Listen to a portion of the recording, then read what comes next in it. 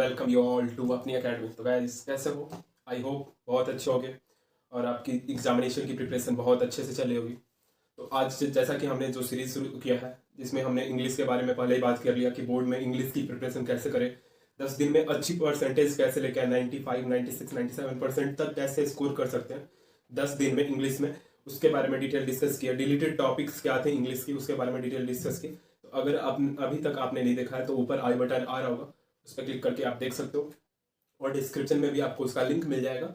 So all the best. और चलिए अभी आज जो हमारी जो न्यू वीडियो है उसमें हम फिजिक्स के बारे में बात करेंगे। फिजिक्स के बारे में सारी चीज डिटेल में बात करेंगे कि कौन कौन से रिलेटेड टॉपिक्स हैं फिजिक्स के, क्या क्या किस तरह का पैटर्न रहने वाला है फिजिक्स में, किस तरह के क्वेश्चन आने की उम्मीद है, और सैम्पल पेपर भी देखेंगे एक बार।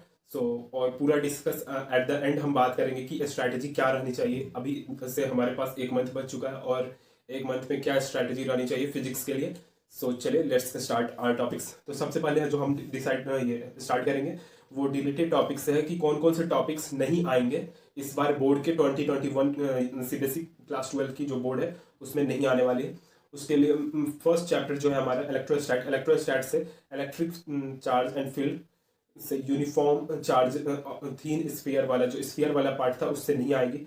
इनसाइड आउटसाइड दोनों से नहीं आएगी। इनसाइड द स्फीयर जो चार्ज फ्लो कर रहा है, आउटसाइड द स्फीयर जो चार्ज फ्लो कर रहा है, उन दोनों के टॉपिक से नहीं आएंगे क्वेश्चंस, देखने को नहीं मिलेगी। वही करंट इलेक्ट्रिसिटी की बात करें तो कार्बन रजिस्टर से क्वेश्चंस नहीं आएंगे, कलर कोडिंग से क्वेश्चंस नहीं देखने को मिलेगी, series parallel combination of register से भी क्वेश्चंस नहीं देखने को मिलेगी, जो कि चैप्टर 3 है हमारा कैपेसिटर।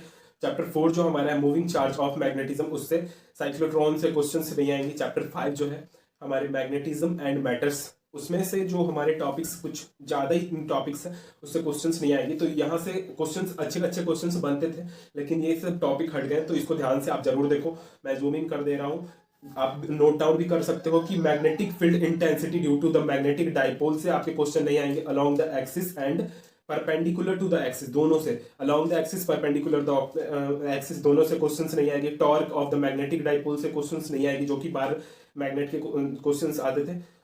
यूनिफॉर्म मैग्नेटिक फील्ड, पैराडाई और फेरोमैग्नेटिक सब्सटेंस के जो क्वेश्चंस आते थे उनके डेफिनेशंस आते थे, वो सब क्वेश्चंस नहीं देखने को मिलेंगे, एग्जांपल्स भी नहीं आएंगे उसके। वही electromagnetic and factors affecting its strength, electromagnets and उसके जो स्ट्रेंथ को जो चीज अफेक्ट करती है उसके बारे में जो क्वेश्चंस आती थी, यहाँ से 2 से 3 नंबर की क्वेश्चंस आ जाती थी इलेक्ट्रोमैग्नेट से, तो वो क्वेश्चंस आपको नहीं देखने को मिलेगा। परमानेंट मैग्नेट से भी क्वेश्चंस नहीं रहेगी। वही चैप्टर 7 अल्टरनेटिंग करंट से पावर फैक्टर से क्वेश्चन नहीं आएगी। पावर फैक्टर से 1 नंबर या 2 नंबर के क्वेश्चन बनते थे, जो कि बेहद आसान रहते थे, उससे क्वेश्चन आपको नहीं मिलेगी। वाटलेस करंट अगेन एक थ्योरेटिकल है, लेकिन इस पे भी क्वेश्चंस आते थे, देखने को मिल जाते थे प्रीवियस ईयर में, तो नहीं आएंगे। इससे इलेक्ट्रोमैग्नेटिक वेव से basic idea of displacement current से क्वेश्चंस नहीं आएंगे। वही ray optics and optical instrument, जो कि सबसे ज्यादा बच्चों को डर लगता है इससे, क्योंकि इससे जो क्वेश्चन आते हैं अच्छे क्वालिटी के बनते हैं। तो आप एक बार देख लो कि कौन कौन से टॉपिक से क्वेश्चन नहीं आएंगे रे ऑप्टिक्स में। तो सबसे पहले रिफ्लेक्शन ऑफ लाइट, जो कि बहुत पहले हटा दिया सीबीएसई से, आई थिंक 2020 में ही हट गया था ये, नहीं 2020 में था ये, जेई के सिलेबस से हट चुका था, सॉरी सीबीएसई के सिलेबस से हटा था, जेई के सिलेबस में था। तो रिफ्लेक्शन ऑफ लाइट से नहीं आएंगे। स्फेरिकल मिरर से question, spherical mirror formula proof करने के लिए 5 मार्क्स का क्वेश्चन आता था, और 2020 में ये क्वेश्चंस आए भी थे मिरर फॉर्मूला को प्रूफ विथ एक्सप्लेन करने के लिए, तो इससे 5 मार्क्स का क्वेश्चन आता था, जो कि नहीं देखने को मिलेगा। स्कैटरिंग ऑफ लाइट से क्वेश्चन आते थे, वो भी नहीं मिलेगा आपको।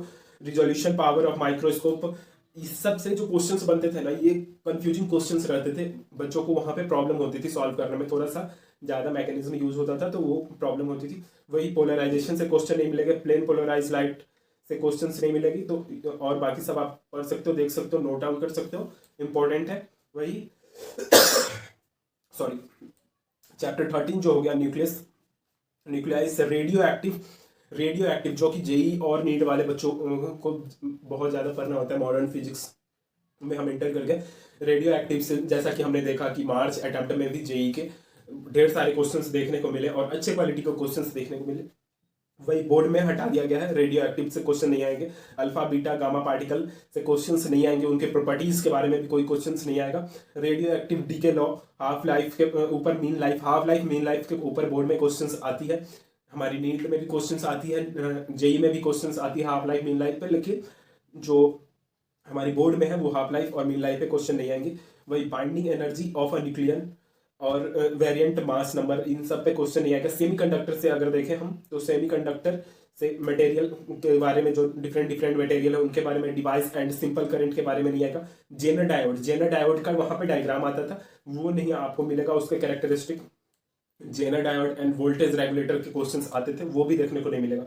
वही प्रैक्टिकल क्वेश्चंस थे, उसके में भी कुछ क्वेश्चंस नहीं देखने को मिलेगी आपको, जो कि हटा दिए गए टॉपिक्स हैं उनसे। जो क्वेश्चन प्रैक्टिकल क्वेश्चन, जैसे जेनर डायोड के क्वेश्चन प्रैक्टिकल बनते थे, gamma alpha beta gamma particles से प्रैक्टिकल क्वेश्चन बनते थे।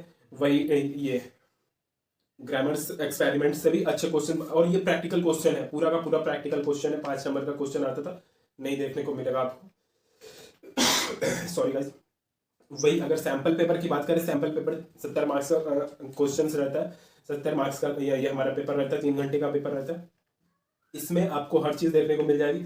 अगर हम इंस्ट्रक्शन पढ़े तो आप अगर एक बार इंस्ट्रक्शन पढ़ लो, टोटल आपको 33 क्वेश्चन देखने को मिलेगी इस पेपर में, और इसको 5 सेक्शन में डिवाइड किया गया है। Section A, section B, section C, section D and section E. Section A जो होगा हमारा वो 1 मार्क्स क्वेश्चन होगा, वो 1 मार्क्स कैरी करेगा। वही सेक्शन बी जो होगा वो 2 केस होगा, 4 मार्क्स भी कैरी कर सकता है। सेक्शन सी 2 मार्क्स कैरी करेगा, और सेक्शन डी जो है वो 3 मार्क्स कैरी करेगा, और सेक्शन ई हमारा 5 मार्क्स। थोड़ा जंबल है तो ध्यान से रखना, क्योंकि ये जो इंस्ट्रक्शन है वो पढ़ के जाना, वहां पे भी यही आपकी इसी पैटर्न में रहेगी। तो ये मुझे थोड़ा जंबल लगा, अचानक से मैंने इसे देखा जो कि सेक्शन ए हमारा 1 नंबर का आ रहा है, सेक्शन बी 4 नंबर का आ रहा है, मतलब हम सेक्शन 1 नंबर के बाद डायरेक्ट 4 नंबर के क्वेश्चन पे पहुंचेंगे। वही सेक्शन सी हमारे 2 नंबर के आएंगे, सेक्शन डी जो होंगे 3 नंबर के, और सेक्शन ई जो होंगे वो 5 नंबर के। तो अगर कोई बच्चा चाहता है कि मैं जो ज्यादा नंबर के जो हाई मार्किंग क्वेश्चंस हैं, जैसे 5 नंबर, 4 नंबर, 3 नंबर, इस तरह के क्वेश्चंस करूं, तो सबसे पहले वो सेक्शन ई को ट्राई करे, वो 5 नंबर के क्वेश्चन निपटा ले, उसके बाद उस सीधे सेक्शन बी पे आ जाए, सेक्शन बी के बाद सेक्शन डी पे चले जाए, फिर सी पे, फिर ए पे। तो थोड़ा जम्बल्ड है बहुत ज्यादा, और इसमें मार्क्स कट जाते हैं। बहुत सारे बच्चे इंस्ट्रक्शन नहीं पढ़ते, वो सोचते हैं ऐसा ही पैटर्न है, हमारे प्री बोर्ड भी ऐसा हुआ होगा, या हम बचपन से ऐसे देते आ रहे हैं कि धीरे धीरे मार्क्स बढ़ते हैं। तो वो जो माइंड में चलते रहता है वो मत वहां पे करना, नहीं तो मार्क्स कट जाएंगे आपको। ये रही आपके क्वेश्चंस, तो आपको एक बार क्वेश्चंस देख सकते हो, स्क्रीनशॉट ले लो। ये आप देख सकते हो, सारे क्वेश्चंस आपको देखने को मिल जाएंगे किस तरह की पैटर्न में है। आपको देख एक पहले तो मैं दिखा दूं कि सेक्शन ए जो है हमारा वो सिंगल आंसर वाला भी, सर्च एंड रीजन वाला भी क्वेश्चंस इसमें पूछा गया, जो कि और सिंगल जो वर्ड में आंसर आता है वो भी है। वही सेक्शन बी जो है वो लॉन्ग आंसर के साथ साथ एक्सप्लेन करने के लिए पूछा गया। वही डायग्राम से क्वेश्चंस आ रहे हैं, तो डायग्राम वहां पे आएंगे ही आएंगे। सेक्शन सी जो है आप देख सकते हो, सेक्शन सी थोड़ा और बड़ा होता है, बजरते सेक्शन सी का 2 ही मार्क्स का क्वेश्चन है। तो आप डिटेल देख सकते हो सारी क्वेश्चंस पैटर्न, और ये क्वेश्चंस पैटर्न आपको वहां पे वर्क करेगा। तो एक बार आप देख लो, स्क्रीनशॉट ले लो और सॉल्व करना शुरू करो। मैंने जैसा आपको बताया कि सेक्शन ई से शुरू करो, 31 से 33 तक, मतलब 3 क्वेश्चंस जो रहेंगे आपके वो 5 मार्क्स कैरी करते हैं। 5 मार्क्स 5 मार्क्स ईच क्वेश्चन जो रहते हैं, तो 15 मार्क्स आप सिक्योर कर सकते हो पहले आधा घंटा 45 मिनट में। तो वो बहुत बेनिफिशियल होती है आगे के टाइम के लिए। सो यही थी हमारी डिटेल डिस्कशन। और सेक्शन ई को देख सकते हो आप, सेक्शन ई के क्वेश्चंस अभी से सॉल्व करना शुरू कर दो। फिजिक्स में ऑल्दो टाइम अच्छा खासा लगता है, और फिजिक्स की पेपर सीबीएसई हर साल थोड़ा अपग्रेड करती है, अच्छे लेवल के क्वेश्चंस आते हैं। तो हर बार बच्चे घबराते हैं फिजिक्स में कि इस बार टफ क्वेश्चन पूछ दिया। 2020 में भी बहुत सारे बच्चे इससे परेशान हुए थे कि क्वेश्चंस टफ थे, और वो सीबीएसई हर साल अपग्रेड करती है फिजिक्स की क्वेश्चन। तो उसके लिए आपको डरने की जरूरत नहीं है, वो हर एक बच्चे के लिए होता है। तो अभी से अगर आप करते हो तो मिनिमम आप 20 to 25 डेज में अच्छा कंप्लीट कर लोगे, और 96-97 मार्क्स पे पहुंच सकते हो बोर्ड के में देने के लिए आपको आ सकता है। वही आपको देख सकते हो, न्यूमेरिकल ज़्यादा नहीं पूछा गया है, थ्योरी पे ज़्यादा फोकस किया गया है, कॉन्सेप्ट पे ज़्यादा फोकस किया गया है। तो आप थोड़ा थ्योरी पढ़ना शुरू करो, एनसीईआरटी का कोर, मतलब पूरे एनसीईआरटी को पढ़ना शुरू करो, और एनसीईआरटी के जो एक्सटर्नल क्वेश्चन है, इंटरनल क्वेश्चन है, वो पूरे अच्छे से लगा लिए, और तो आपका आराम से 97-98% आने से कोई नहीं रोक सकता फिजिक्स में। ये मेरी गारंटी है, ये अपनी एकेडमी की गारंटी है। सो यही थी हमारी पूरी डिटेल डिस्कशन। तो एक बार आप स्क्रीनशॉट ले सकते हो, मैं आपको दिखा सकता हूँ। ये पेज नंबर 1 और पेज नंबर 2 का है, वही पेज नंबर 3, 4, 5 और 6 पेपर, 7 and 8, 9, 10। तो ये आपने सारे का स्क्रीनशॉट ले लो, और ये आपके लिए बेनिफिशियल होगी। वही डिलीटेड टॉपिक्स आप एक बार और देख लो, स्क्रीनशॉट लेके रख लो, बाकी बाद में ये ना हो कि मैंने वो पढ़ लिया और उसमें टाइम वेस्ट कर लिया ज़्यादा, उतना मैं किसी और टॉपिक पर टाइम दे देता तो अच्छा स्कोर कर पाता। सो ये सारी चीज़ देख लो, वहाँ पे जाके पछताने से कुछ नहीं होता। सो all the best for your future और बाय बाय। अगला जो हमारा वीडियो होगा वो केमिस्ट्री या मैथ पे आएगा। सो all the best for your future और हिट द सब्सक्राइब बटन, क्योंकि ये हमारे चैनल है और आपकी सपोर्ट की ज़रूरत है। So all the best, bye bye.